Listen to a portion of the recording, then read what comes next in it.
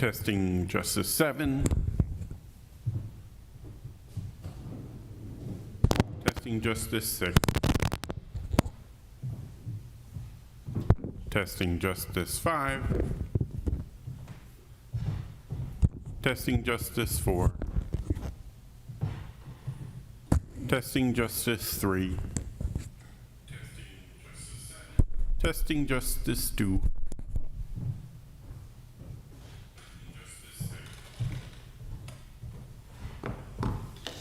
Testing Justice 5. Testing Justice 4. Testing Justice 3. Testing Justice 2.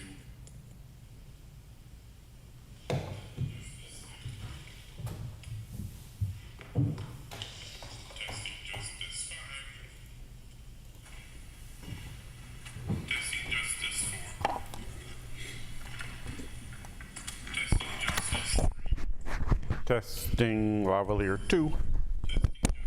Testing Lavalier 1.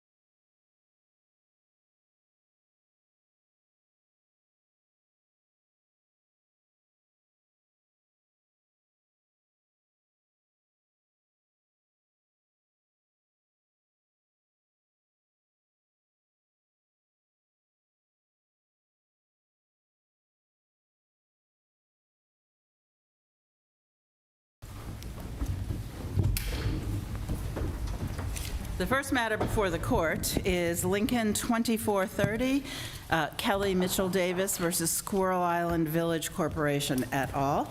We are being streamed live on the web, both by audio and visual. I would ask counsel who will be arguing to identify themselves by saying your names for the record, together with the party that you represent. Joseph Baldacci for the appellant. Sam Johnson for the appellee, Squirrel Island Village Corporation, Squirrel Island Association, and Squirrel Island Historical Society. Okay. And you will be arguing for all appellants? Correct. Thank you. I mean, appellees. Thank you. Mr. Baldacci, if you're ready to proceed, we'd be happy to hear your argument. Thank you very much, Your Honor. And may it please the court, good morning. The standard of review for a motion to dismiss is that the allegations in the complaint in relation to any cause of action that may be reasonably inferred from the complaint are to be admitted. They are to be viewed in the light most favorable to the plaintiff. Counsel, I see that. Oops, sorry. Go ahead. No, please, go ahead. I see that you've chosen to let the green light go on right away. In your complaint, you allege that she is an heir, that Ms. Davis is an heir, and by virtue of assignments from others, arguably the sole heir, correct? And I also use the word owner. Owner. Yeah. You do. But I guess I'm trying, does this court or do the state courts, as opposed to the probate court, have jurisdiction to determine who is an heir? Well, that's a fact. That's not an issue here. We are asserting that she's the owner. We have a good faith basis to assert it. We are entitled to have that determination. Well, but we don't have to accept legal conclusions, and ownership is really a legal conclusion, if it is otherwise belied. Then that's why I'm trying to understand how she could be the owner based on the allegations in the complaint. Based on I understand what the court's saying, but the probate court could not handle a case now because of the fact that it would be more than 6 years from the time that Ms. Ronco passed away. Well, the town, however, treated her son, that heir, as the owner and dealt with him for a number of years after Ms. Ronco's death. The property was not demolished until 2018. Counsel, there is a 3-year statute of limitations on probate proceedings, but there's also an exception to that for determination of, for construing a probated will or determining heirs. And in the Reed case, we approved a late-filed, the probate court's handling of a late-filed, years later, claim to determine the heirs and recognize that exception. So again, why doesn't if there is a question of the rights of Ms. Davis versus any other potential heirs, why isn't this in the probate court? Your Honor, at a motion to dismiss, the facts are to be accepted as they are. There's no countervailing proof otherwise. This is a jurisdictional issue. Yeah, and I feel that we need further discovery in terms of hashing this out and whether it exists that way or not. This is a complicated case having to go back many years. But counsel, the problem is that you've alleged that she's an owner. You've alleged, and satisfactorily alleged, that there was a discussion of a lease to Sadie. But you've not alleged how Ms. Davis becomes the owner of a leasehold. Well, first of all, there are multiple theories. There are two theories. One is ownership, and the other is lease.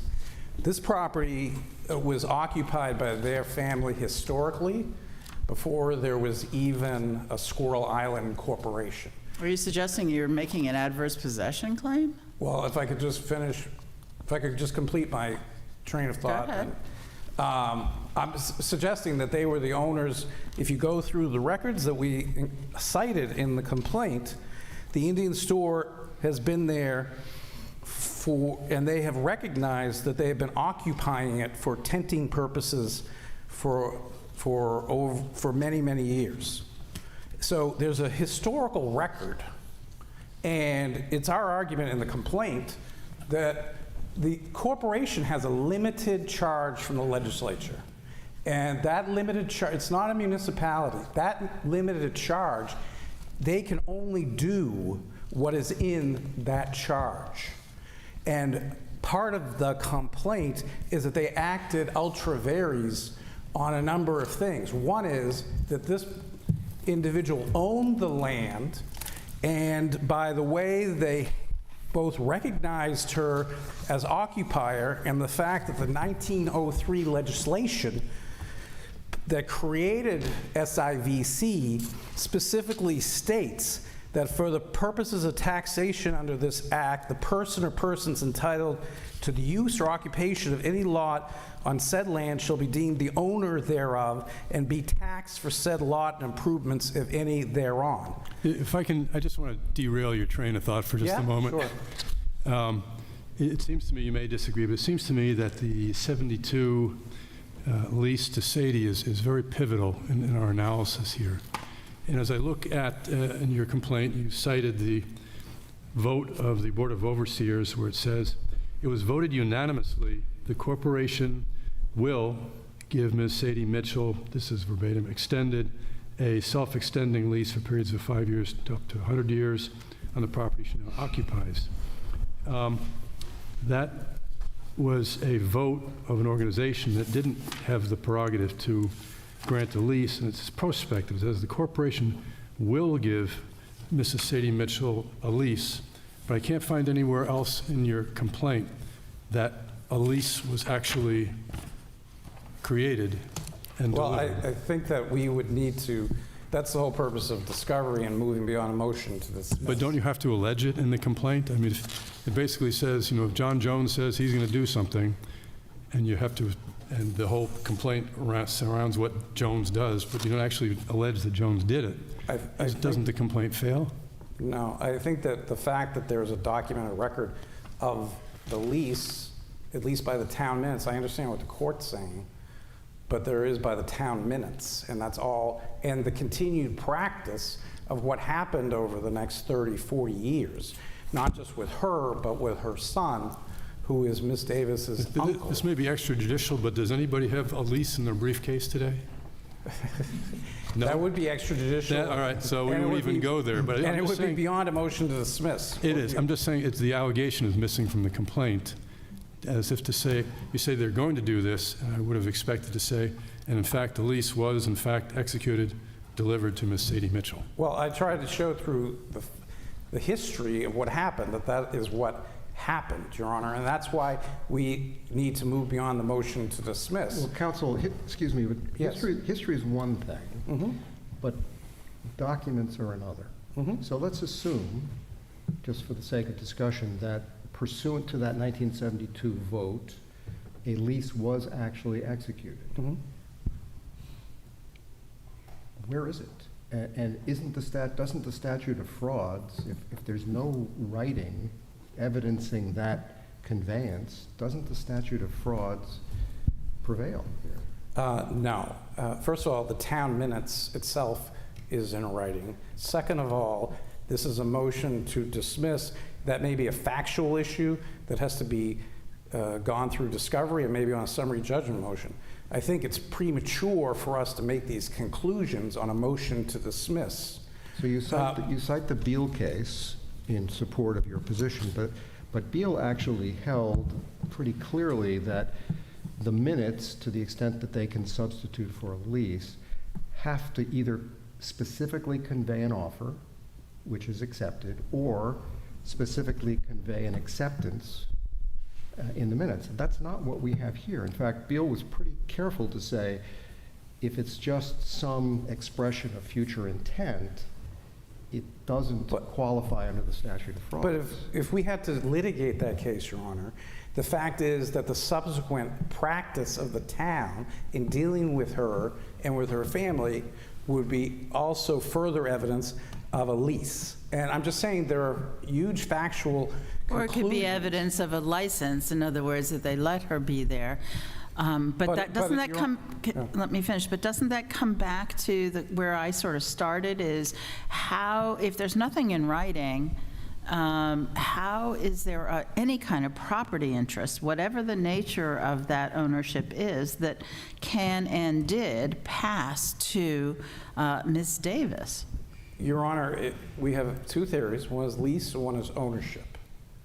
She was. But don't she both was of an those owner. It's going to be our contention through discovery that she was, in fact, an owner of this property based on the record. But whether it's ownership or leasehold interest, either way, doesn't that interest in property have to be in writing before it could even pass, whether through testacy or intestacy, to an heir? It is our position, as stated in the complaint, that she was entitled by virtue of the bylaws of the corporation to be basically given a share or become a shareholder. She meaning Sadie? Yes. According to the bylaws, the association leases almost all of the platted lots on the island to individuals for terms of 999 years for use as seaside residences for the families of the lessee. It's clear that she has resided there, that they operated this store. But when you say, sorry for interrupting, when you say owner, you said we're talking about ownership and lease. When you say owner, it was my understanding in reading the materials here that the association basically owns all the property and they lease it out to people. Are you saying she has a fee ownership in the property there, or is it something else? Possibly based through discovery, but she has a property interest, Your Honor, and that property interest she was discriminated against. Native Americans didn't have the right to vote until 1950, so she was, in fact, the original plates, I think I cited here in minutes, their original location was moved sometime in the 30s to put them next to the town dump. They had an interest equal to everyone else that is on that island, that's enjoying that island. They were never recognized as that. They've been discriminated against. I understand the court's point about the probate matter, and we can certainly add a count here for declaratory judgment.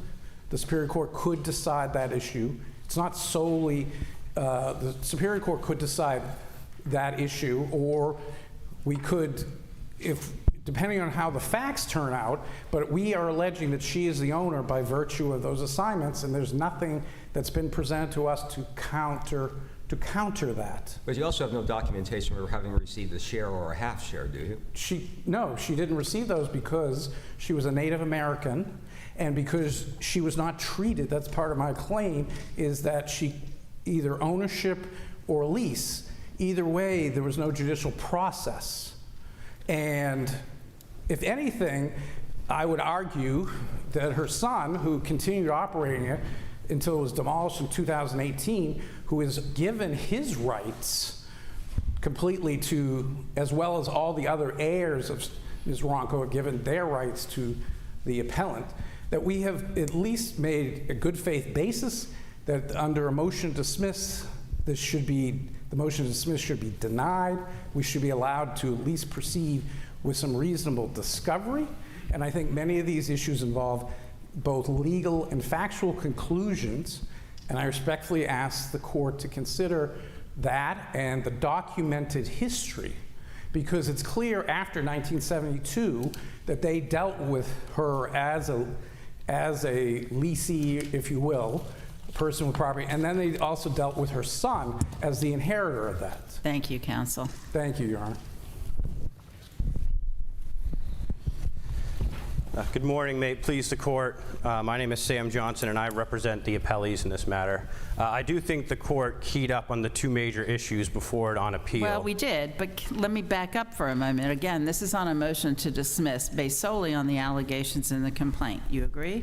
I do agree with that, Your Honor. And the order below for the motion for the Squirrel Island Village Corporation and the motion of the Squirrel Island Association granted the motion to dismiss on the grounds of lack of standing, right? Correct, Your Honor. So we look at the allegations in the complaint to see if there is a sufficient injury or interest alleged, correct? Correct.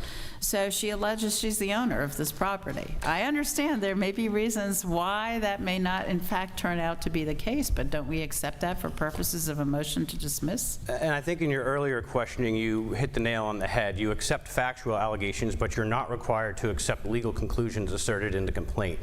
Based on the four corners of the complaint, the both standing and the cognizable justiciable interest are both legal conclusions, saying I have standing based on a theory of being in heir and having an assignment, none of which are attached to the complaint, the amended complaint, in opposition to the motion to dismiss or before the court on appeal. The theory, and I think Justice Douglas pointed this out, is there are legal mechanisms to have that determination made to give you the legal standing, which would be a prerequisite to filing this lawsuit and having standing to assert the claims. You're talking about the probate. Correct, correct. Do you agree that there would be an exception to the 3-year statute of limitations? Yes, Your Honor. There would be an exception, as you said, A, for determining heirs and determining the scope of the will as well. And to the extent that exception did not apply, there would be... But aren't you really saying, well, she's not really an heir or it hasn't been determined, all things which are not discernible necessarily from the complaint as pled? Your Honor, again, based on what is in the four corners of the complaint, the allegations are insufficient to establish a legal standing to assert claims in a lease, as step one. And then as step two, as the questioning pointed out earlier, you have meeting minutes as the sole basis of this lease, which again are some future intent. All of which may be good reasons why they may not be prevail. But I guess I'm curious, for example, if you were to bring a tort claim and assert a, loss of consortium, both a claim and also a loss of consortium, you would allege, I am married to the other plaintiff. You wouldn't require that they produce the marriage certificate as part of a motion to dismiss for a lack of standing. You accept that allegation? Correct, Your Honor, in that context. But I think the existence of the probate system is what distinguishes this from a run-of-the-mill tort cases. There are prerequisites to determine who has rights in a property, and it requires there to be a personal representative or an executor, and for those rights to be determined and for those property rights to be distributed. There's no allegation that occurred, and in fact, But if I bring a claim against somebody saying, your car ran into the front of my house and I own that house. I mean, again, you're not going to question whether I actually own the house at that pleading stage. Again, I understand in the tort context, I do think the existence of the probate system is what distinguishes it. I think it was discussed in the transcript of the oral argument below, but we did a search for case law where cases have been brought as an heir of someone as a plaintiff for rights and property, and we were unable to find any. And I think that's a telling fact that there is no cognizable legal standing to be an heir of someone. An heir is like a future intent with a contract. You may or may not have some future interest. Well, the amended complaint changed the caption from heirs of Sadie Ronco Mitchell to simply Kelly Jo Davis, didn't it? Correct, Your Honor. The allegations... Same, essentially, because she's the owner. The allegations, though, remained the same, that there was several deaths and intestacies and assignments, and again, I think as a threshold matter, there needs to be a determination of your legal interest in that property, and there needs to be some determination, again, as a threshold matter from a legal standpoint, that a lease existed, the lease was assignable, the lease was assigned through these deaths and intestacies, and now Ms. Davis is the sole owner of a lease that, again, the only information we have in the complaint is a future intent to take some step that there's no allegation that occurred. And again, that goes back to a legal conclusion the court is not required to accept. The complaint alleges that a store was operated on the property until 2019. What's your view of the basis, the legal basis for the operation of the store? And that's a fact we have to assume is true for purposes of the motion, right? The store was in operation continuously until it looks like 2019, according to paragraph 2 of the complaint. I don't think the operation of the store changes whether or not there is a property interest Well, belonging. what was the basis for the operation of the store? I mean, Was there it a could be- tenancy at will or what? It could be a tenancy at will. It could. I mean, there could be many theories of the operation, but I think for purposes of the motion to dismiss, that operation doesn't establish a property right held by Ms. Davis. It doesn't establish that she has standing to assert property rights that may or may not have been issued in 1972 to her great-grandmother. And I think Counsel, is the Irwin memo part of the complaint? it was not, Your Honor. Why not? Well, it wasn't part of the complaint, but for our review purposes, should we consider the Irwin memo? I don't believe so, Your Honor. Why not? It's a public document. A public document issued to the, as part of the Squirrel Island Village Corporation. It was, I mean, at the trial court level, there was no basis asserted for why this document could be considered. It was objected to as being outside the four corners of the complaint. Understood, but just under the Moody case analysis, doesn't it fit within one of the exceptions? I don't believe so, Your Honor. I don't believe it falls within any of the exceptions enunciated in Moody. And to the extent that the court determines it does, I don't think it helps appellant's arguments on appeal. I think it establishes both that if a lease in fact existed, there needed to be a writing from Squirrel Island Association for that to be assigned, again, absent in the complaint. Speaking about that, I've been kind of focused on the events of 1972, thinking that maybe that's the tipping point for the whole thing. I'm going to ask you two questions. The first is, does anything that happened before 1972 inform what our decision is here today? That's my first question. The second question is, if the lease was personal to Sadie and the corporation determines who resides upon the island, does Sadie have the prerogative or legal ability to assign, bequeath, or otherwise have her interest in that lease go to someone else? So, two questions. Okay. So, Is 1972 a tipping point? We just look at that point forward and look at the past. Number two, is it personal to Sadie? Can someone else jump in after the fact?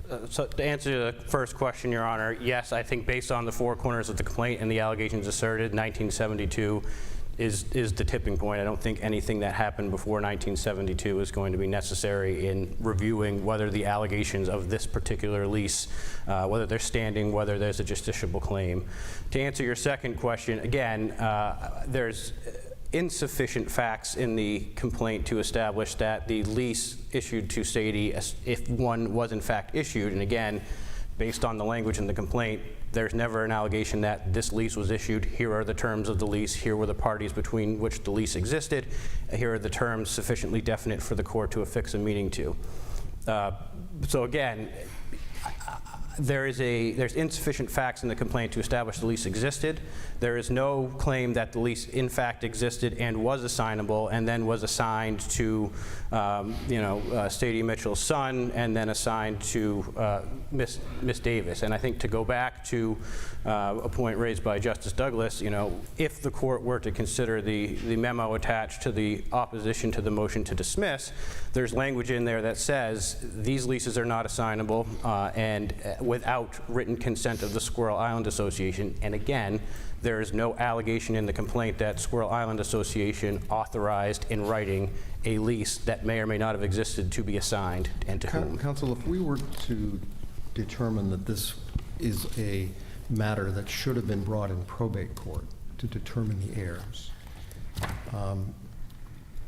and that therefore there's no jurisdiction in the Superior Court dismissed this case with prejudice, would the outcome change? If there's no jurisdiction, would it be a dismissal without prejudice?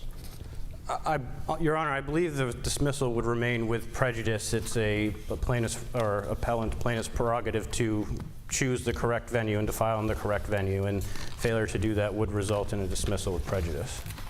If probate proceedings were undertaken and a dispositive answer was provided to the ownership, basically a new scenario, a whole new story, would that provide a launch pad for another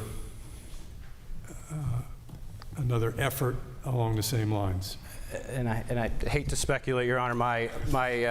Again, my understanding is the dismissal with prejudice, given the choice of venue, whether it was premature or not, would operate as a bar to future claims based on dismissal. But I can say, Your Honor, that obviously a determination of rights and property may have an effect on whether that dismissal is applicable to the claims that were actually asserted in this lawsuit. Should a dismissal for lack of standing, however, be with prejudice?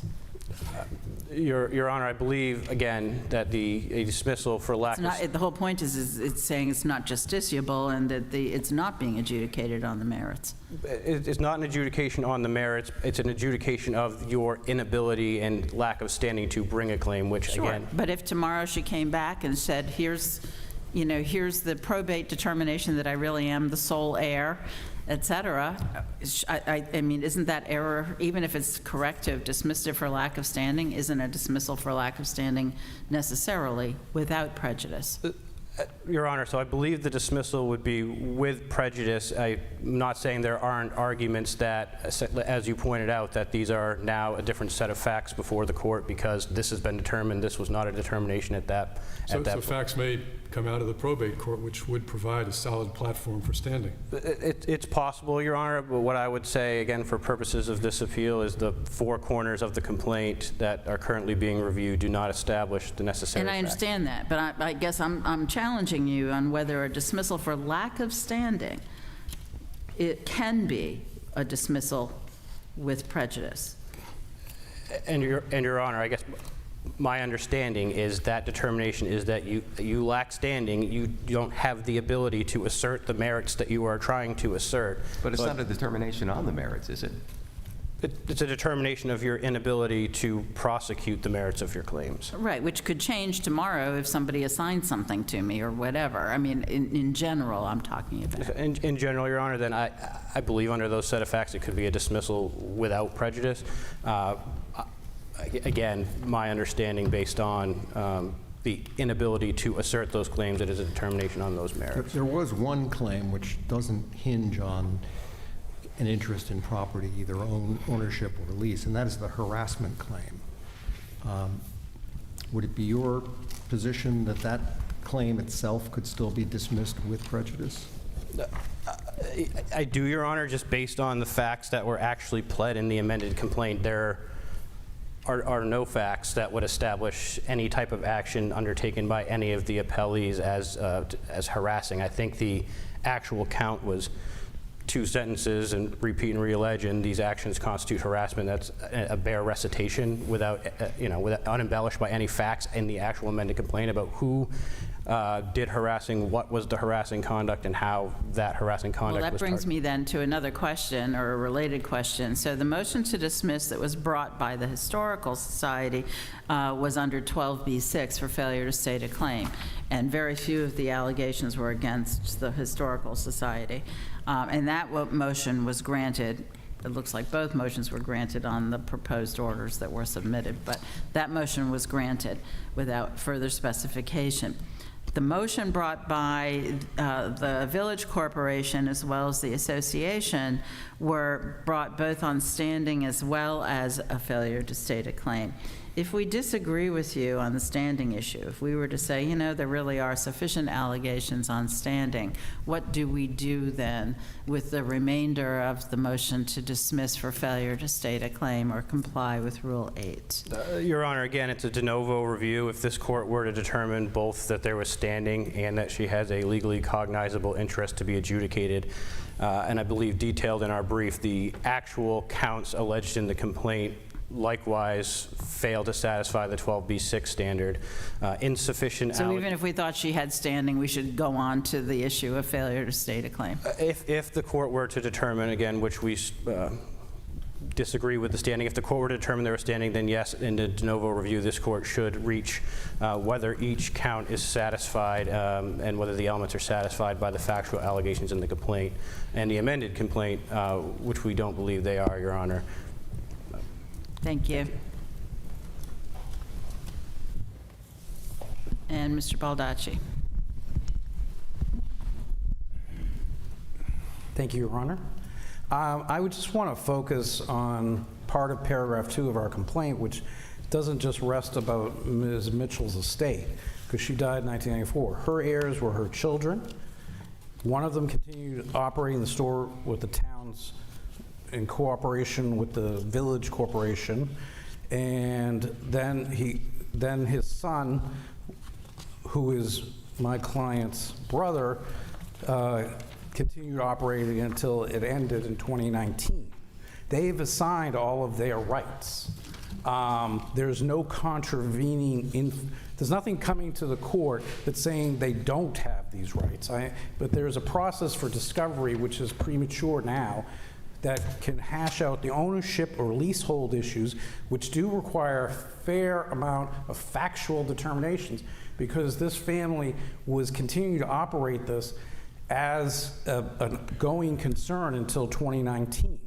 So Well, and I think it would the lease referred to in the minutes is said to have been intended to run for 100 years, which means necessarily Sadie Mitchell herself would not be occupying the property during the entire duration of the lease. So heirs, assignees, somebody would have to come into the picture. Yes, we agree totally, Your Honor. And I think that that was the intent of the grant, because it says self-extending, but also for up to 100 years. And they continue, and their course of conduct is they continued to treat the family members who are mentioned, who have all given their interest to the appellant, to operate this store. So I think I understand the court's concerns, but to say that we have to, and I could understand a need for perhaps a judicial declaratory judgment on the issue as part of a count, but I think that we have alleged sufficient facts to warrant and allowing us to move forward to the issue of discovery based on the history and the facts of this case. Thank you. Thank you, Your Honor. Thank you, counsel. As is our usual practice, we are going to take the matter under advisement. We'll issue a written decision in due course. And with that, we'll be in recess on this matter. All rise.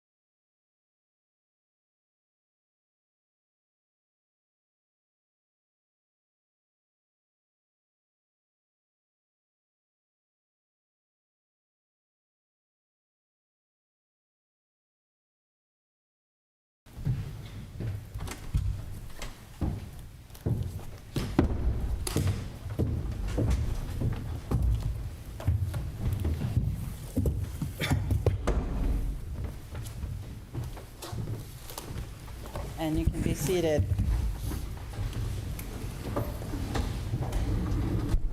The matter before the court is York 23413, Metropolitan Property and Casualty versus Susan McCarthy et al. We are being streamed live on the web, both by audio and visual. And if counsel who are arguing would identify yourselves by saying your names for the record, together with the party you represent, starting with the appellant. Good morning, Your Honor. Steve Siegel on behalf of the appellant, Susan McCarthy. I'm also joined by my colleague, Michael Donlin. Jeffrey Edwards for Appellee Metropolitan Property and Casualty Insurance Company. Thank you. And Mr. Siegel, if you're ready to proceed, we'd be happy to hear your argument.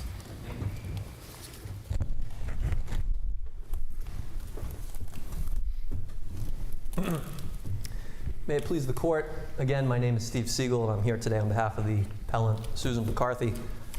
Your Honors, there's no doubt that parties have spilled a lot of ink on the paper, both in briefings and in the trial court below. And there's also been a long procedural history in this case, covering multiple forums. But the bottom line is this: in terms of where we are today, this case is all about you. That is, whether Metropolitan's use of the term you in two exclusions under its policy operates to bar coverage for the negligent acts of its insureds, the McCormicks, due to the fact that another co-insured, ZC, committed acts that fell within the exclusions for intentional acts and abuse. In other words, does you in these two exclusions mean the insured or any insured?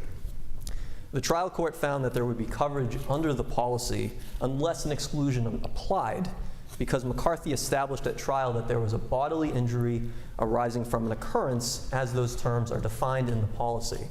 Metropolitan did not challenge that finding post-trial nor appeal it before Your Honors. Notwithstanding that finding, the trial court also concluded that coverage was barred by the intentional loss and abuse exclusions.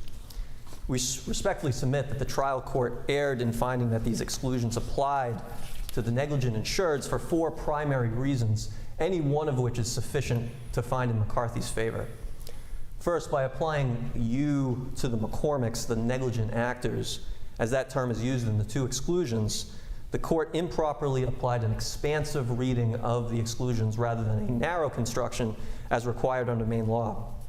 Second, by ignoring the fact that Metropolitan knew how to and did expand the meaning of you in other parts of the policy, thereby demonstrating that the term was not intended to be as expansive in the exclusions at issue in this case. Third, by failing to interpret... Green light's on.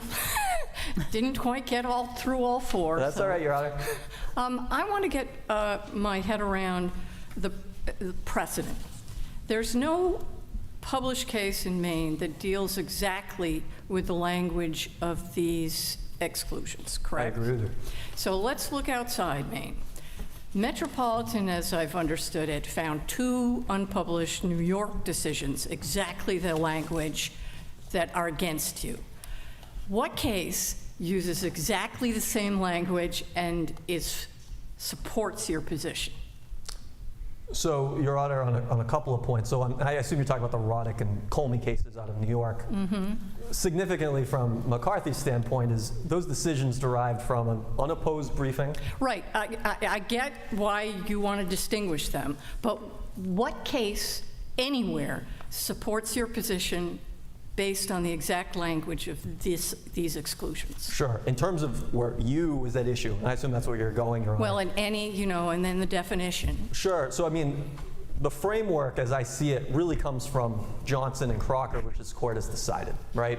So even if, and I understand it, there's no the insured or any insured in this precise policy, but that is the framework that this court needs to decide, respectfully, is whether by use of the term you, are we talking about the insured, like in Crocker, or are we talking about any insured, like in Johnson, with the idea being, right? But isn't that answered by the terms of the policy? I mean, the policy itself defines you to mean the person or persons named in the declarations, and if resident of the same household, spouse, relatives, any other person under the age of 21. I mean, isn't it answered by the policy? I understand it's a different word than the insured, but isn't it really just a proxy for that as defined in the policy? So with respect to the definition, Your Honor, just to be clear, clear, and you probably already appreciate this, no dispute from our side that the McCormicks fall into the definition of you that you just identified, right?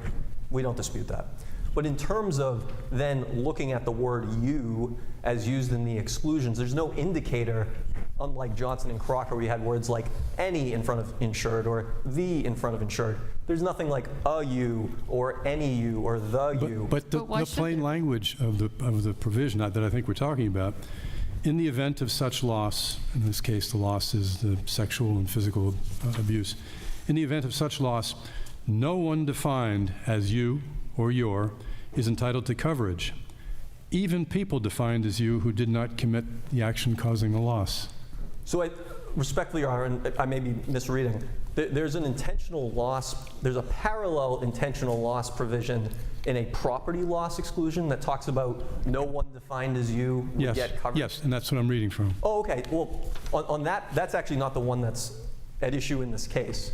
That one's a parallel provision for what we say expanded the definition of you, meaning Metropolitan knew how to expand the definition of you, and notwithstanding its current position, it knew that by just saying you. So by putting it into the property loss section, referring to you in that context, but not doing so in the tort side of it, is a significant fact that we should consider to say that it doesn't apply, doesn't extend?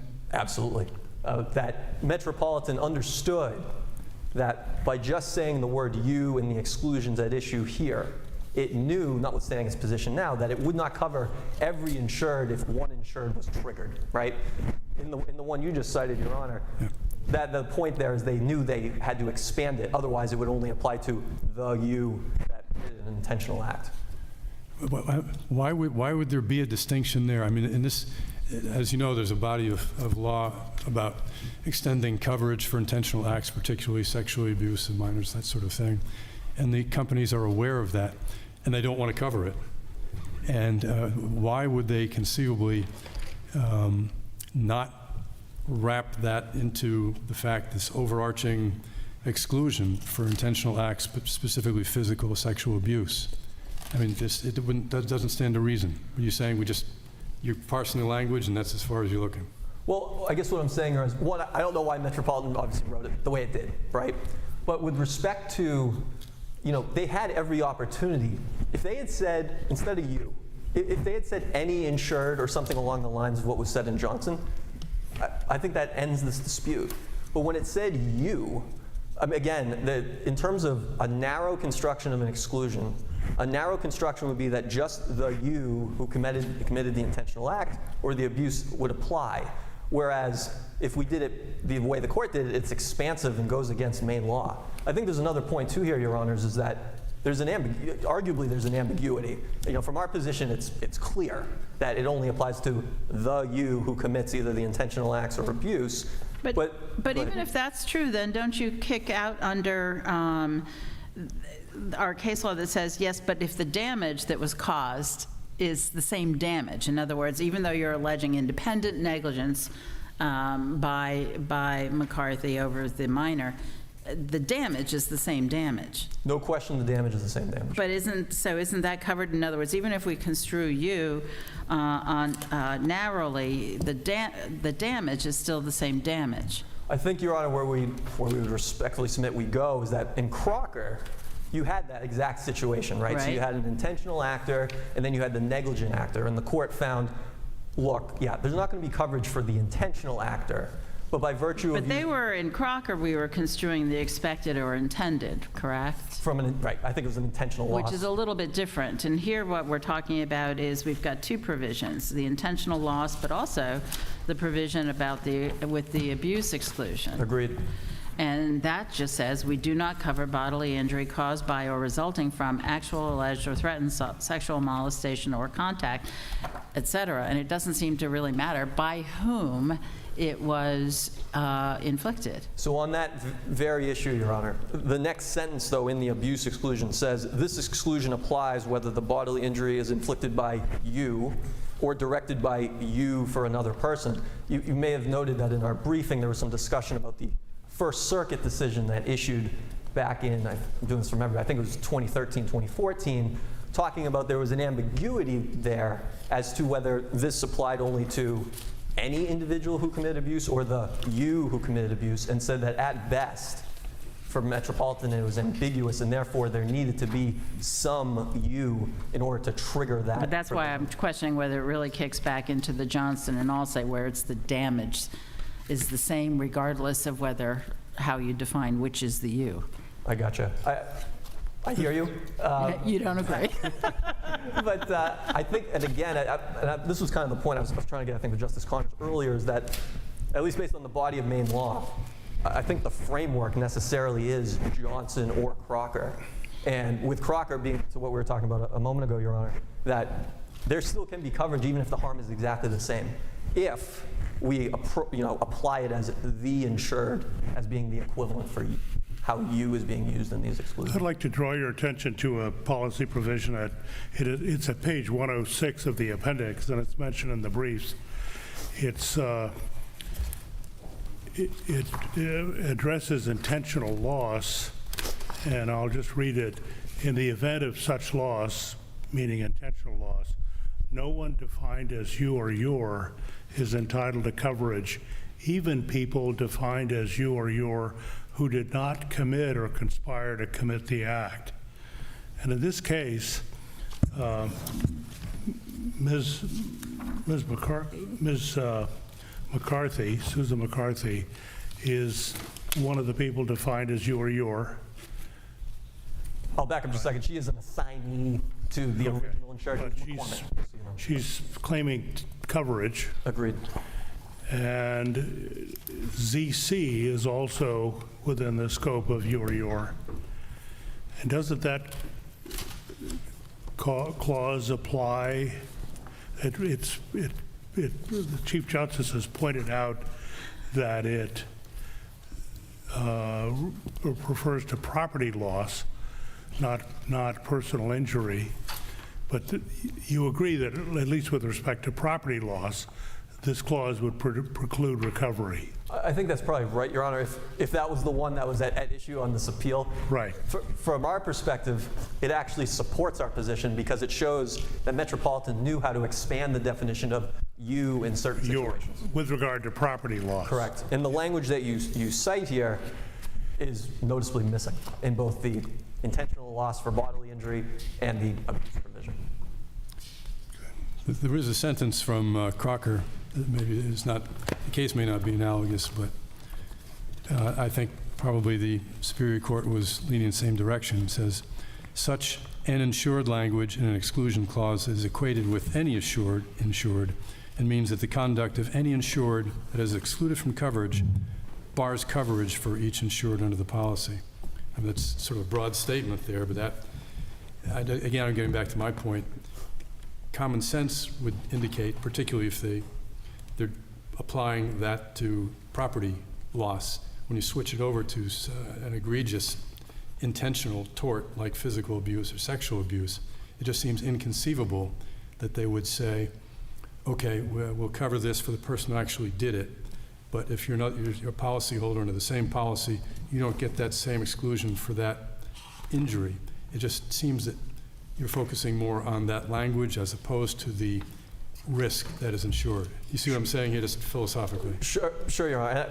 I'm focusing on the language because I think that's exactly what we need to do in terms of what the court needs to do in terms of interpreting these provisions, including, we haven't really got into it, but interpreting it from an average person.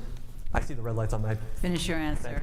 Untrained in the law or insurance. And on that point, sure, if ZC looks at this, ZC knows that he's a you, would understand these exclusions apply to him, but if the McCormicks, even understanding that they are a you as well, wouldn't think, well, because ZC is out, so to speak, we're out as well.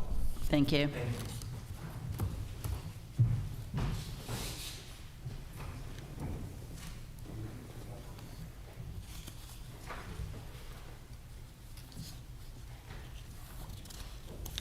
Mr. Edwards. May it please the court. It is the position of Appellee Metropolitan Property and Casualty Insurance Company that the judgment of the trial court should and must be affirmed. The trial court correctly determined that the bodily injuries sustained by MCM are not covered by the metropolitan policies issued to Glennis Dixon McCormick as the named insured, based upon both the intentional loss exclusion. Mr. Edwards, since the green light is on, I'm going to go there. Okay. We've already talked about the difference between the intentional loss exclusion for property damage versus for bodily injury. But it really seems quite clear under the exclusion at page 106 of the appendix that the intentional loss, it has a lovely statement that says, in the event of such loss, no one defined as you or your has coverage. It doesn't do that when we start talking about bodily injury. I mean, shouldn't we take that to mean then therefore it is not necessarily intended to be so broad? Well, first of all, I mean, you is a defined term at the very beginning of the policy. I made that point. You is used throughout the policy. It's used in describing different coverages throughout the policy. The portion of the policy that the Chief just referred to is a section in the property coverage of the policy, and basically it states that if a person within the definition of you, one of those four people or four categories of people commits arson, then nobody within the definition of you can recover a claim. I understand that, but unlike the property damage, where it then goes on to try to make clear that we mean everybody, it's really quite curious at page 115, I think it's, what is it, page, 115 of the appendix, where it says, you know, we don't cover bodily injury or property damage reasonably expected or intended by you, assuming it to be as broadly defined, or which is the result of your intentional or criminal acts. But it goes on to say this exclusion is applicable even if, and it almost seems like it narrows it, like it's only considering, it applies regardless of whether you are actually charged or convicted. It applies even if you lack the mental capacity. I mean, it's very odd the way that it's quite different from the property damage. Well, I mean, again, again, if we're talking about the exclusion for intentional loss, I mean, the sentence very clearly states that we do not cover, the policy does not cover bodily injury that is intended or expected by you. And you, again, the trial court below did not engage in any expansive interpretation of that definition. I mean, and it was basically stipulated that ZC was a you, and again, by the plain language of the intentional loss exclusion, there is no coverage available for the bodily injuries suffered by MCM by operation of the intentional loss exclusion, because but the a plaintiff makes person a good within the point. definition of you committed the acts. We look at the insurance policies through the eyes of the average person reading it, and plaintiff makes a good point here. This is really written, the intentional loss is written in terms of the actor. When you read that, I think the common person would figure they're talking about the actor here. Well, again, that's why insurance policies, Your Honor, have defined terms to avoid that problem of people interpreting the language in a common sense way. For example, occurrence is a defined term.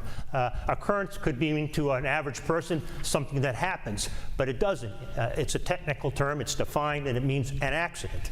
Bodily injury could mean something to the average person. Well, but, is there any limitation on the exclusion with respect to abuse? It just simply says you, and you is a defined term in the policy, is it not? Abuse is not defined. No, you is a defined term in the policy. You is a defined term. There's no limitation on the use of the you definition in the context of the exclusion for abuse. Yeah, the abuse exclusion applies to abuse inflicted or directed by anybody within the policy definition of you. And that's the way the policy is written. There's no exception to that. And again, the court below did not engage in any expansive interpretation of the policy definition of you in arriving at the conclusion that the abuse exclusion operated to exclude coverage for the bodily injury suffered by MCM. But taking you back again to the property damage exclusion, the company takes pains there to say it doesn't only apply to the person who did this, but it also applies to someone who is an insured who actually didn't commit this act. It's a blanket thing. It covers them. It seems to be narrower on the abuse side. Just as I said before, someone looking at it would have to say, okay, you is covered. Let me go back to the definitions. Ooh, you is everybody who's insured. Well, I mean, everybody who's within the definition of you. Right. Okay. Yeah. But again, I think the court has to keep in mind that what was going on here as it relates to the property insurance side, the Section 1 of the policy. Yeah. That policy is being drafted to deal what's known as the innocent co-insured doctrine. In other words, so that arson by anybody within the definition of you excludes coverage for anybody within the definition of you, even though you're an innocent you, okay? Same thing with fraud. It deals with the innocent co-insured issue, namely fraud by anybody within the definition of you excludes coverage for anybody within the definition of you. And again, that's because on the property side, on the first party insurance side, on the homeowner's policy, there is that concept of the innocent co-insured that's in all the reported cases, but that's the method to the madness in terms of making that explicit distinction. And I would take the position that by adding that additional language, it's not changing the definition of you, it's just providing more of a clarification and explanation so that the policyholder reading the policy will realize that if anybody within the definition of you burns down the house, then I can't make an insurance claim. Exactly. But do we take anything from the fact that they didn't feel it necessary to add what you're calling the clarification? Well, because the innocent co-insured concept does not apply on the liability side. Well, but does the presence of the innocent co-insured provision and the property loss provision create an ambiguity when it comes to the liability side? No, it doesn't, because the policy is pretty clear and straightforward. It says that we do not cover bodily injury that is intended or expected by you. And you is a defined term, and very specifically defined. And for property damage, it's the same, but yet there's this additional clarification that if you weren't involved in the property damage, you're still covered. Well, I mean, again, I think it still stays the same thing. I mean, you could have rewritten the policy in the liability section to, if anybody, if you intend or expect bodily injury, then we do not cover it. I mean, it's just a matter of the way the policy is drafted. If you look at the intentional loss under the property section of the policy, it says the same thing. If a you burns down the house, then nobody within the definition of you has coverage. It doesn't really change the definition of you. It's just a matter of the way that particular coverage was drafted. But the word you is used consistently throughout the policy to refer to the categories of people who are described in that definition of you. So what you're saying, in layman's terms, is that in the world of belt and suspenders, you definition is the belt. Maybe there are some suspenders in the property loss, which is adding to why they're not covered. But the belt is good enough because if you read the definition, it's unambiguous. Yeah, and it's a simple, straightforward statement. You know, we do not cover bodily injury that's intended or expected by you. You is bolded in the policy.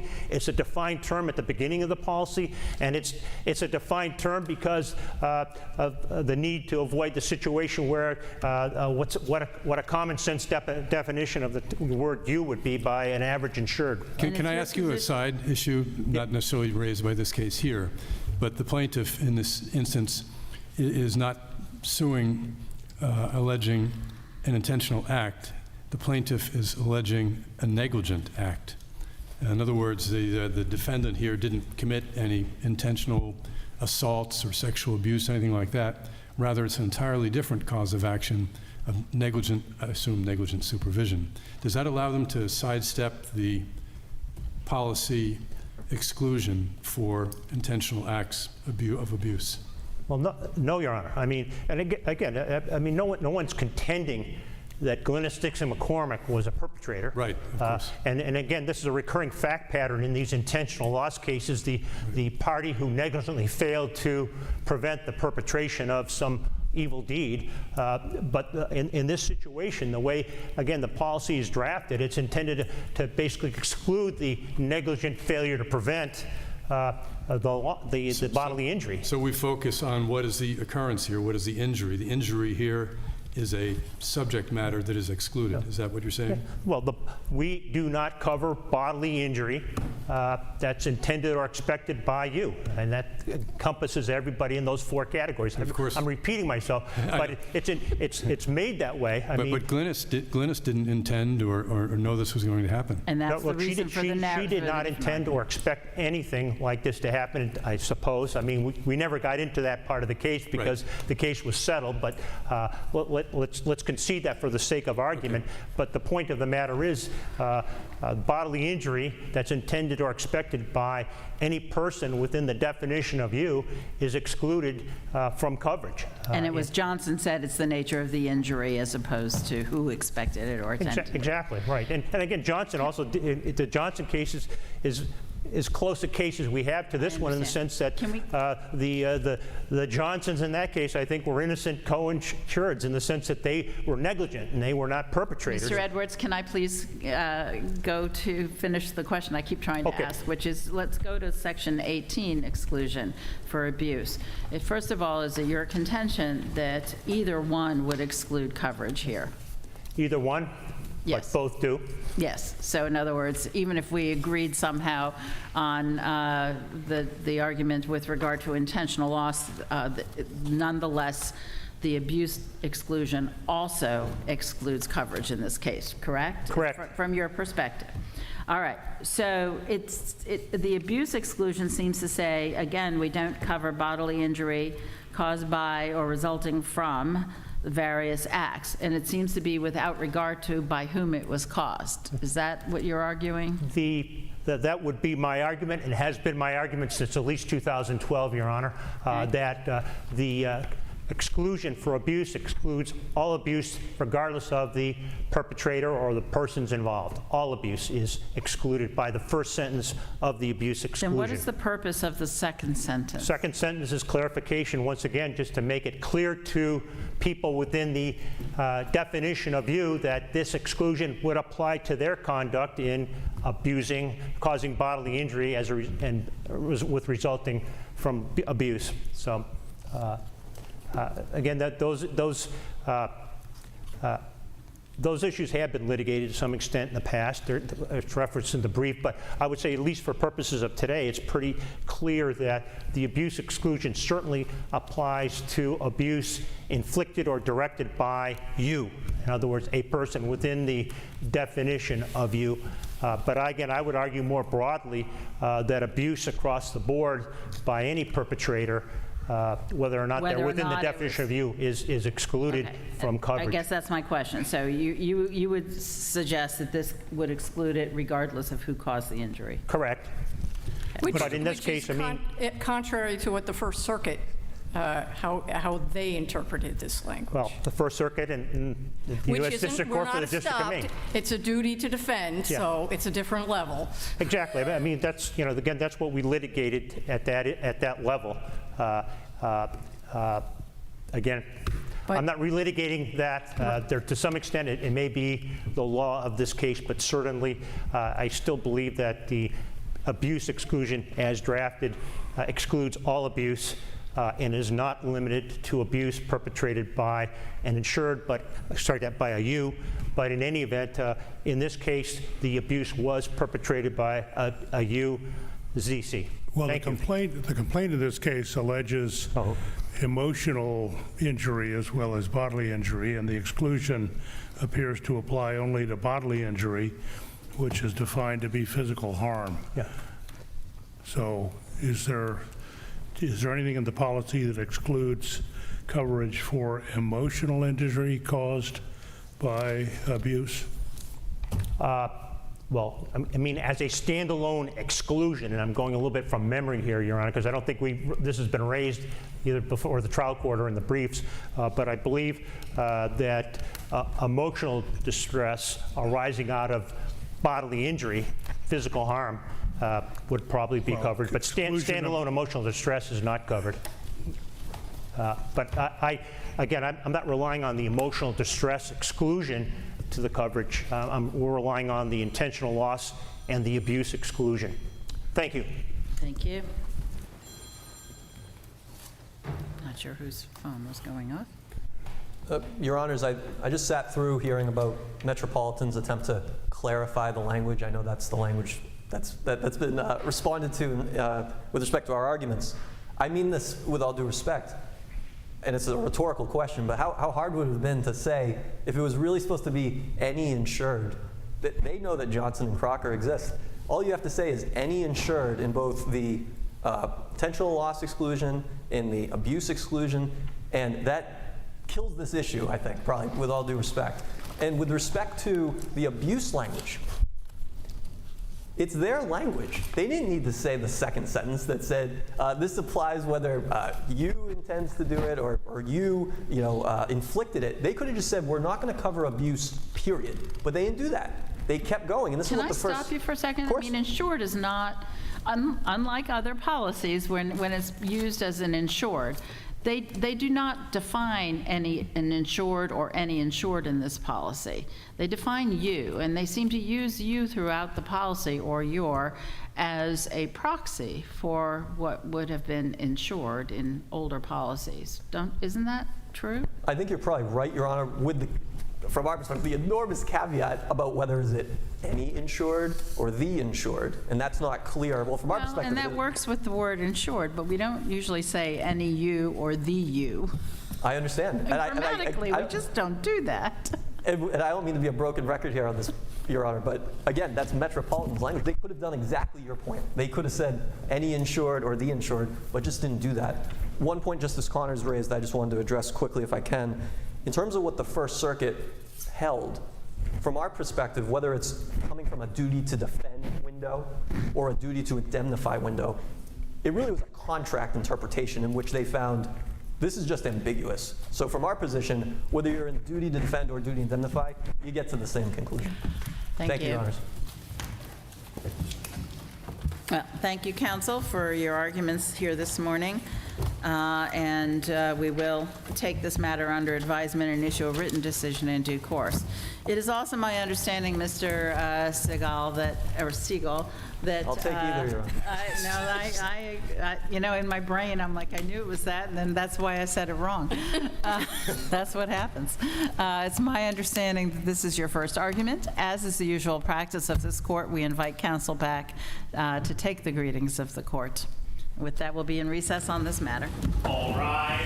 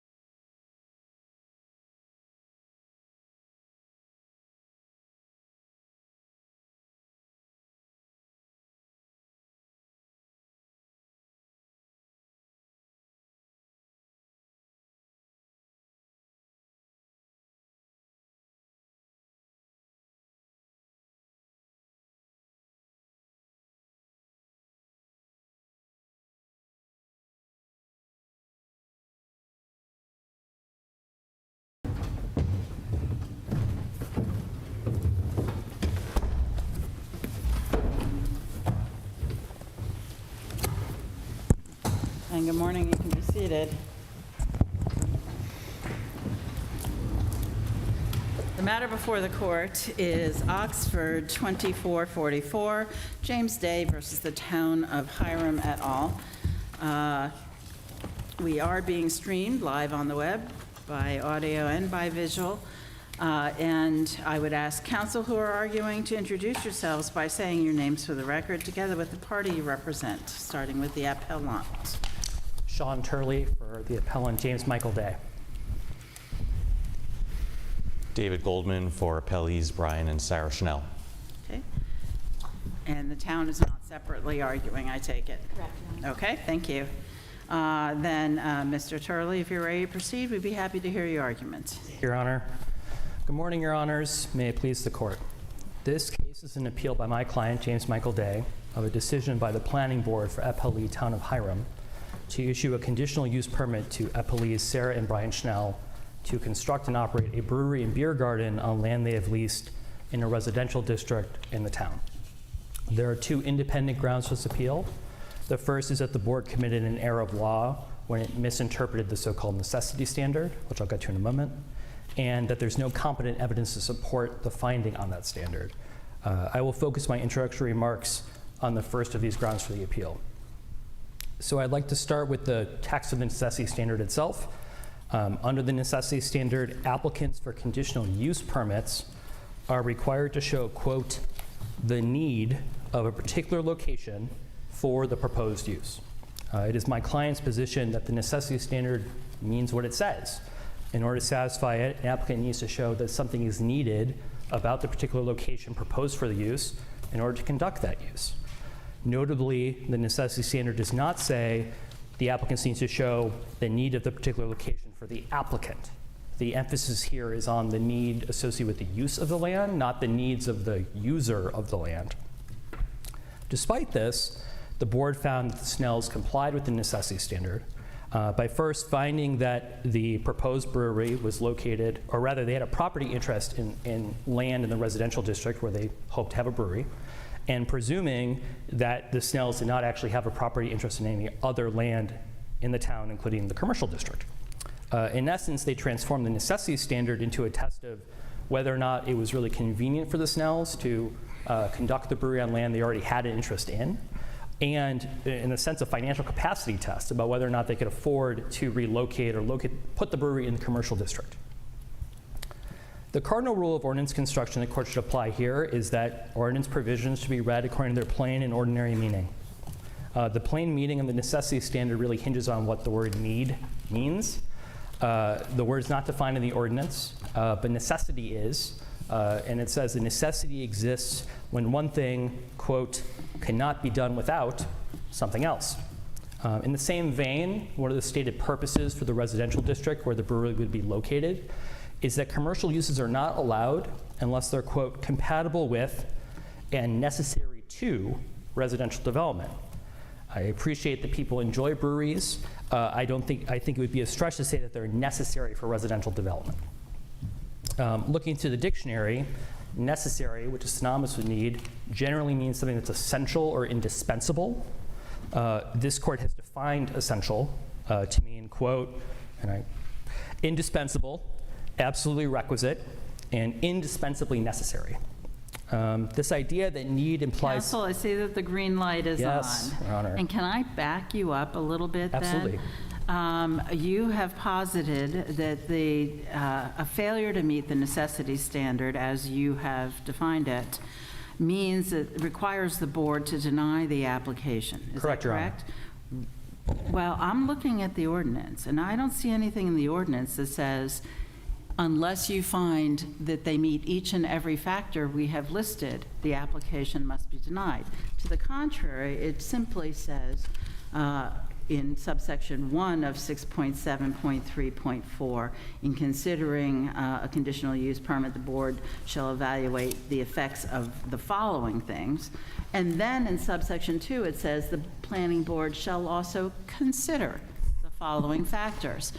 And I'm going to suggest to you that certainly in our jurisprudence, when we list a number of factors, it doesn't mean you have to necessarily attain every single factor. It means on balance, in consideration of all of these factors, it meets it, whatever the standard is, you know, whether you're talking about, are you in custody? Is it voluntary? Is it, you know, the issuance of even an injunction? I mean, you're weighing if one factor is particularly strong and in favor, or if one factor is particularly against. So why are you suggesting, regardless of how we define it, putting aside that issue, Yes, Your Honor.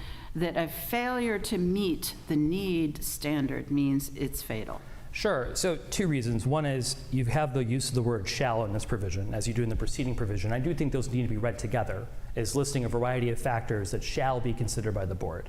I would suggest that tasking or authorizing a board to consider factors, but to no end, would render those factors fairly superfluous. Well, the end be whether it's appropriate or other conditions. It talks below about that upon consideration of the factors, the board may attach such conditions in addition to those required elsewhere that it finds necessary to further the purpose, et cetera. I mean, it doesn't,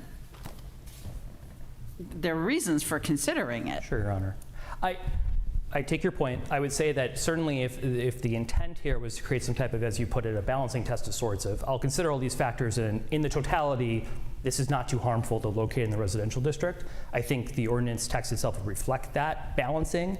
I think the way that they're listed. Or if it thought that it was going to be sole grounds for excluding an application or for denying an application, it might say that shall be denied. Well, again, I would read the prefatory language in the preceding section with the consideration section to be in a basket of things that must be satisfied. I agree that part of how they're used is to consider what conditions might be attached and whether or not the conditions are sufficient to mitigate any harms, but I don't think that's the sole way you look at them. If you look at these as precatory, then you could come up with some odd results, like C is access to the site. So the board could say, there's no access, but so what, if all they have to do is consider it. And I'm not thinking that's the intent, but backing up. Sure. First, we have to figure out whether they use the right test. And you're saying they use the wrong test, that need has to focus on the need of the property, the need of the location. So then we get to, say you're right, then we have to get into what does need mean.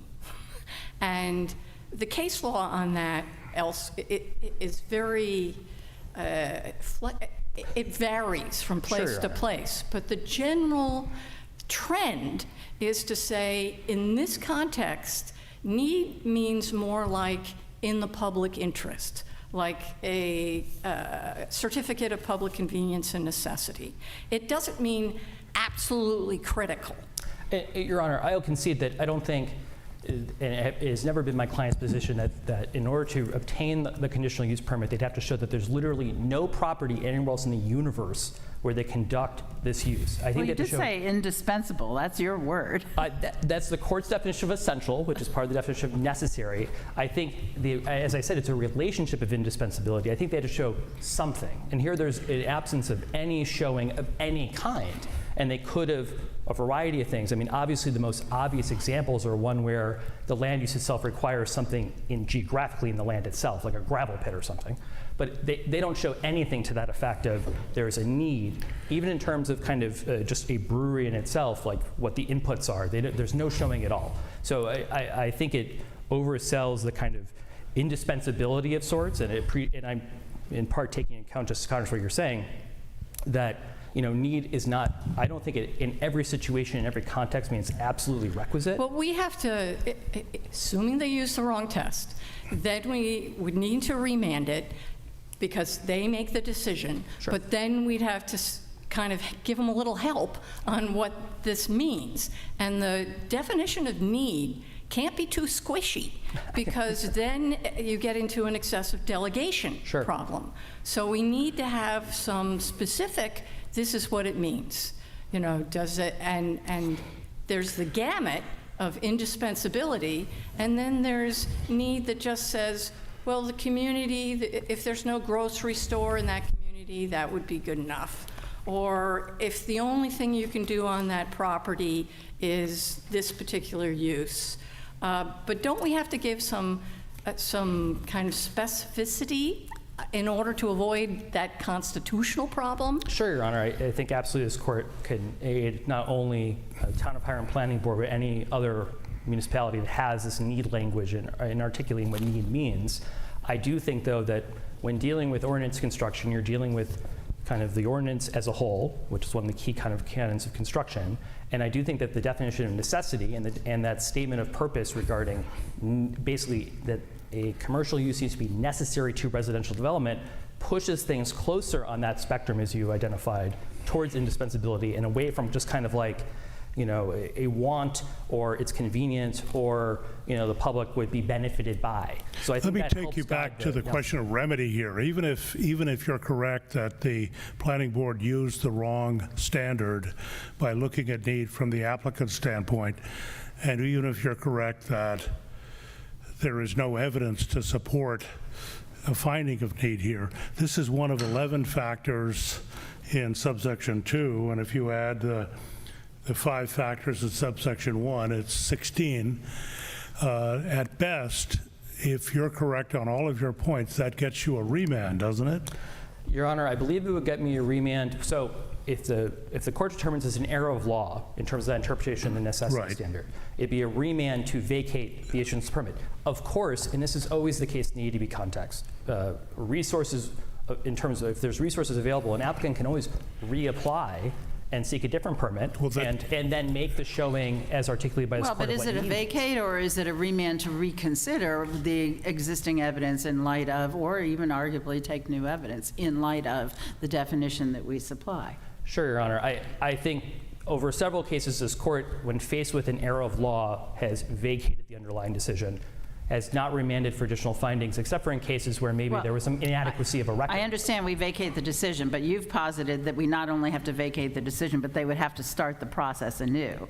And a lot of times when a decision is vacated, it still simply goes back to the planning board. We're vacating on the decision that was made, but it doesn't mean you have to start the process anew. Sure, Your Honor, but under the law, if a municipal tribunal issues a permit and they didn't have the legal authority to do it, or they violated the ordinance in doing it, that permit is void. But that would only be if we said, as a matter of law, there is no evidence, correct? Well, no, that if you find that it was an error of law in terms of their interpretation of the ordinance, that's what I'm suggesting requires vacating. I also independently think if the court made clear in Fismer v. Cape Elizabeth that in a sense, a decision not supported by competent evidence is, quote, erroneous as a matter of law. I just want to make sure I understand your position. Sure. If we sent it back and the board said, there's no need, does that kill the whole project, or is that just a factor they considered and didn't weigh in favor of the proposal? I don't fully understand your question, Okay. Your Honor. Let's say we remanded back with the definition, you have to look into the need of the particular location for proposed use, and they look at it and say, there's no need for a microbrewery here, period. Does that kill the project? Do they have to reject the permit? I think they would. I mean, I think... Okay, I just wanted to be clear on how far down your argument you're going. Absolutely, Your Thank Honor. you. Thank you.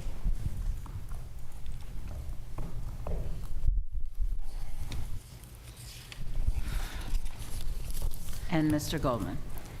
May it please the court, my name is David Goldman, and I represent the appellees Brian and Sarah Schnell, who were granted the conditional use permit that's at issue in this appeal. This case involves at its core a neighboring landowner who doesn't like that any use whatsoever is being made of his neighbor's property, and when searching for any part of the conditional use permit provisions of the town's ordinance that he could imaginatively interpret in a way that would, in his view, thwart the Schnell's efforts to open this small business, a small microbrewery, on their property. After the town's planning board rejected Mr. Day's challenges to the Schnell's ability to satisfy, as was pointed out here, the 16 factors applicable under the ordinance to deciding whether to grant the conditional use permit, Day was reduced to arguing in court regarding only 2 of those factors, and now we're left with 1. And it's just important to understand that that 1 is not being argued about today because it, in the context of the ordinance, is extremely important. It's just that that is the only one that a good faith argument could be made against. I see that the green light is Sure. on. So I really have two questions. One is to follow up on what I was asking before. Is it your position that the factors as listed have to each independently be met in full and the failure to do so is fatal? Or is it more a weighing? Maybe there's not such a strong need, but it meets all the others or something like that? Right. I think it's a very good point that one of the things that distinguishes a factor from an element is the idea that all elements need to be met, whereas factors are things to be considered and weighed. And I guess the way I view it in my mind is it would be a little bit like some of the statements that have been made about the standard for being granted a preliminary injunction, for instance, where if a stronger showing is made on one, maybe a weaker showing is necessary on the other. I'm not sure that any of that really matters in the context of this particular appeal, because even if you take that the Schnells need to satisfy each and every single one of these. Well, it may matter, though, because if we define need as in more strong terms, it's hard to see how, as much as I might like one, there's ever actually a need for a microbrewery. Well, that all depends on which perspective you view it from, right? I mean, the core of Mr. Day's argument has been this plain language argument. But when you actually look at the language closely, and it says, the need of the location for the proposed. It doesn't say the need of the owner. It doesn't say the need of the proponent. It says the need of the location. Right. I'm not sure how the need of this location, whether it's defined as your client's property alone or a larger location or community. Mm-hmm. It doesn't say the need of your clients. Well, it says the need of the location. Well, there's two answers to that. One is that the most plain reading of that would be actually, does this physical piece of land need a brew pub or anything else, which is so absurd as a concept that it should be thrown out as a possible interpretation of that. And so if you're going to throw it, that's what the plain language means. If you're going to throw out that most obvious plain language reading, you got to resort to all kinds of No, not construction. necessarily. I mean, the location can mean this area of the town. This area of the town doesn't have a gas station. Yeah. So we need to have a gas station there. Right. Well, but then you get into what does need mean, right? And Correct. so That's need. why we're here. So if we're going to talk about what need means, if I say to my wife, I need to stop at the store to pick up some milk on the way home because we're running out of milk, it does not mean that if I don't do that, it's indispensable to our lives or indispensable to the universe. What it really means is it's convenient. Well, and it's not really a yes or no. It's really a scale, isn't it? I mean, or a continuum. Right. And so, the town, does the town need some sort of a brew pub in this location? I don't know, but the bottom line is that it's human beings who are applying for this, permit. So the idea that it doesn't say, does the applicant need, the entire analysis is from the perspective of what the applicant has put before the planning board. But the use runs with the land. Let me give you a hypothetical, okay? There are 15 breweries in the commercial district, and someone gets a permit in the residential district on the basis, like here, they don't own any other property in the commercial district, so they really need to use this particular piece of property for their brewery. The day after he gets the permit, big brewery company who owns half the land in the commercial district and 10 of those breweries buys that piece of property. They get the brewery. They had absolutely no need from their individual perspective. Does that sound right to you? Well, you're actually positing exactly the kind of interpretation for where someone might be denied a permit that both the code enforcement officer and we recognize are possible, and the town and the planning board recognizes possible. If you're a landowner who owns property in a residential district and owns property in a commercial district, you might not need your property in the residential district to do the commercial use you want to do, but here the showing was that they don't own the property anywhere else, but they don't have a right. They don't, but tomorrow they sell it to somebody who does. Now, does that sound right as a matter of zoning and land use? Well, you can posit what might happen in the future. That's purely hypothetical. Well, we're trying to figure out how to interpret what this means. I mean, and it has to make sense, right? Sure. Because it has to do with the regulation of the land. Sure. And I just think it's important to understand that the entire ordinance itself is a little bit squishy and vague, to the point that, as we pointed out in our brief, there's this case from 40 years ago, Chandler versus Town of Pittsfield, in which identical language to what we're talking about here got ruled as so vague that it couldn't be enforceable. And so that's why I think you need to take a step back and just, instead of trying to imagine what might happen in the future, apply the canons of construction for statutory interpretation to what we're presented with here. Well, I'm trying to apply it, and I really don't see how you make the leap that the need of a particular location, and we could talk about what location, how we interpret that, but how the need of a particular location translates into the need of the owner of the location. Well, there you got to look at there are conditional, or whatever, but. Right. There are two different kinds of commercial uses under the ordinance that you can get conditional use permits for in a residential district. One of them are these small businesses, which I guess to a certain extent addresses the concern that some huge consortium is going to be operating some huge commercial concern down the line, where it's got to be 2,500 feet or less, 4 to 6 employees at most, I think it was. But the other kind of conditional use that's allowed in residential districts are ones specifically tied to the land, the forest or farm location uses.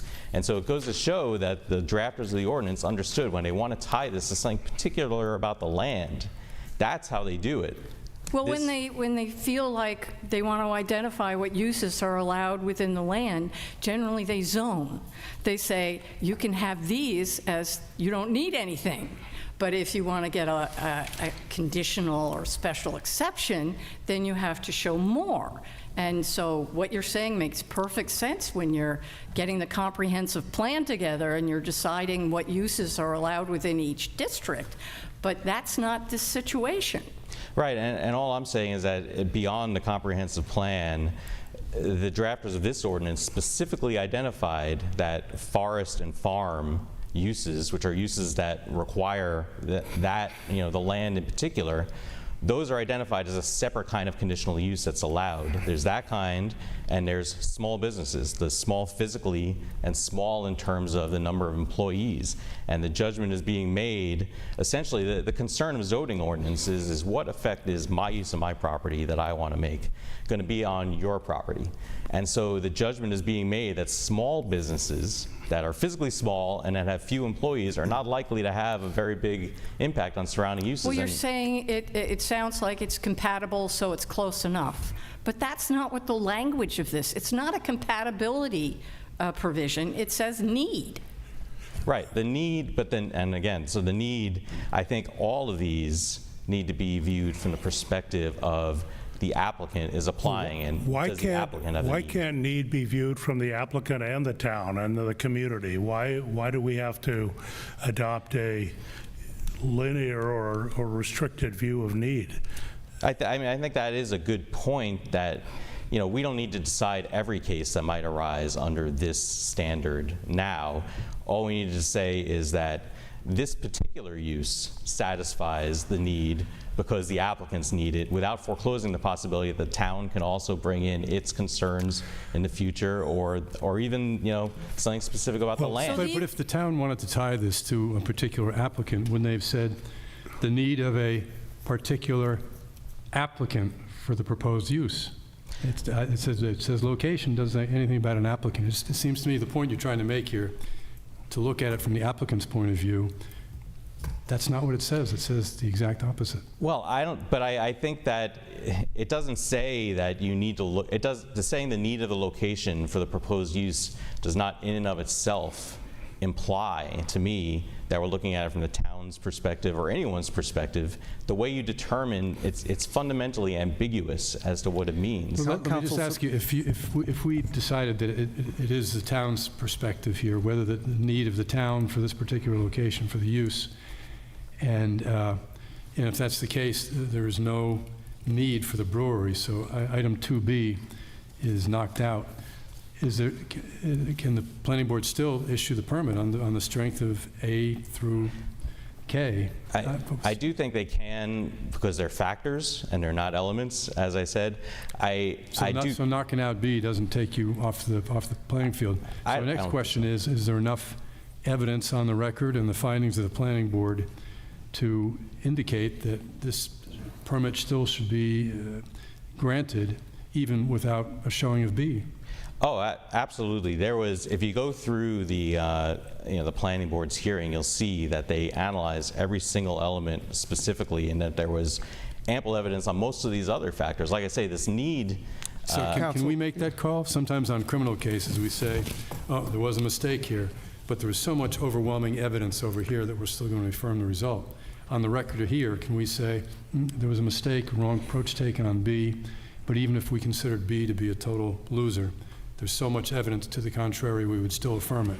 I think we can, because We can't do that in a zoning case because we can't substitute our judgment for the board. The board makes the decision, and if they use the wrong test, it needs a remand, doesn't it? Well, respectfully, we're not substituting our judgment for that of the board. The board made its judgment on all these other factors. Using the wrong test. But under your hypothetical, the wrong test is only related to the need factor. All the other factors aren't even being challenged here. Counsel, can I just jump in on that point? Suppose we decide that factor B, need, is required to be satisfied. And suppose we take a broader view of the need, not just the owner's need, but the need of the community. Is it your view that there's sufficient evidence in the record here before us today to support the board's determination as is, or do we have to remand it? Well, there's definitely a lot of evidence in the record to the effect that that there aren't very many business uses in the town, and that they were eager to have a new business use in the town because they needed it for their town's sake. So I think if you look at the record, I think it is difficult, though, to take Justice Connor's point, that to start making that kind of a finding here now. All I'm saying is that even if you took B out of the equation entirely, all the other 15 factors were found explicitly and aren't even challenged here. So it's not like we're substituting our judgment for anyone's judgment. It's been accepted that all other 15 factors are satisfied. Well, let me cite how other places have defined similar language and ask you whether that could make sense to you. The phrase has been construed to mean expedient or reasonably convenient to the public welfare. Cite, cite, cite. A use does not necessarily meet this standard merely because it is a legitimate one or one that is commercially expedient to the applicant. Instead, the applicant must demonstrate that the community will derive at least some benefit from the proposed use.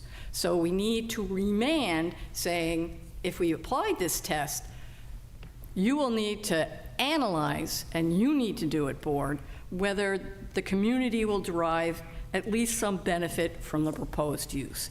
Does that make sense as a standard and a definition that isn't squishy for constitutional purposes? I think that would be one definition that would be acceptable. I don't necessarily think you need to remand on that basis. I think that there's plenty of evidence in the record that supports a finding along those lines, and we wouldn't need whether there's evidence in there isn't the question. If you tell the jury you have to use a preponderance and it's a reasonable doubt, you don't say, well, there was a lot of evidence, it's good enough. I mean, it's the jury that decides, and you gave them the wrong test. I see my red light is on. I don't know if you have an answer. My answer to that question is you're just getting at the fundamental idea by presenting all those definitions that it's ambiguous, and we need to interpret it in a light that's favorable to the free use of property, and that it gives essentially, credence to the idea that conditional uses are generally considered compatible with surrounding uses. Thank you. Mr. Turley, you reserve some time for rebuttal. Can you live with that definition that I just gave you? I would say that it contradicts this court's holding in Inhabitants of Cushing v. Gay, that, again, in a different statutory context, that the court said it's something more than convenience. It is something indispensable to be necessary. Well, we can vacate here only if we decide as a matter of law that the planning board should not have considered the applicant's perspective on need or the applicant's need. And can we do that if the definition is ambiguous? Absolutely, Your Honor. I mean, if you find it to be ambiguous, the next step, as run through in all of our briefing, is to apply canons of constructions to resolve the ambiguity. So no matter how this case is resolved, if it is resolved in a way that either remands or vacates, it'll provide guidance as to how to interpret the word need, your regardless position, of being ambiguous. I understand your position is there is insufficient evidence to support even the applicant's need. I understand that. Sure.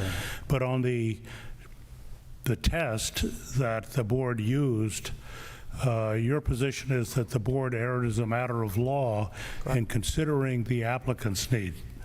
Correct. And how, if the definition of need is broad and ambiguous, and it isn't tied to either the applicant or the town, how can we say that the board isn't entitled to consider the applicant's need at all and must only consider the needs of the community? Sure, Your Honor. As I noted, I think both, even if you were to depart a bit from the plain meaning rule and you look to the canons and you also look to the context in which this is written, the definition of necessity, the purpose, which I'll again return to, of a residential district only allowing commercial uses if they're necessary to residential development, that tells you how to resolve this ambiguity. Well, does it? I mean, what you've posited is that they have to establish the site was in some way indispensable vis-a-vis the proposed use of the land. And I just can't even imagine what that would be.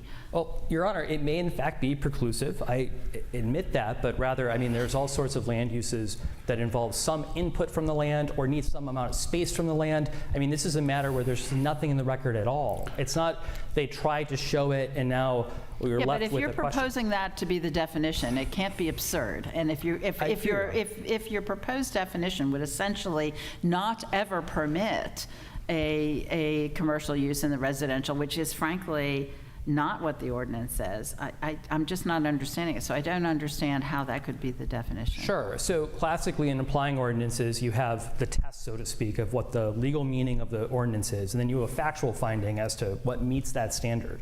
So here, I'm simply saying they have to show something about the land and in relation to the land use that's essential. Not, it well, again, there's no has to land be, that's ever going to be an essential piece for a microbrewery, and that's aside from whether well, it's... Your Honor, the drafters of the ordinance wrote it this way, and it's really not before the court the wisdom of whether or not they, to use again that idea of a spectrum, they put it on one side or the other. Thank you. Thank you, Your Honor. Well, thank you, counsel, for this lively discussion. As is our usual practice, we will be taking the matter under advisement and issuing a decision in due course. As is also our usual practice, I understand, Mr. Turley, that this is your first appearance in front of this court, so we would therefore invite you and counsel back to take the greetings of the court. All rise. All persons having anything further to do before the Honorable Justices of the Supreme Judicial Court, sitting as the law court, may hence depart and give their attendance here at the call of the Chief Justice, as this court now stands adjourned. God save the state of Maine and this honorable court.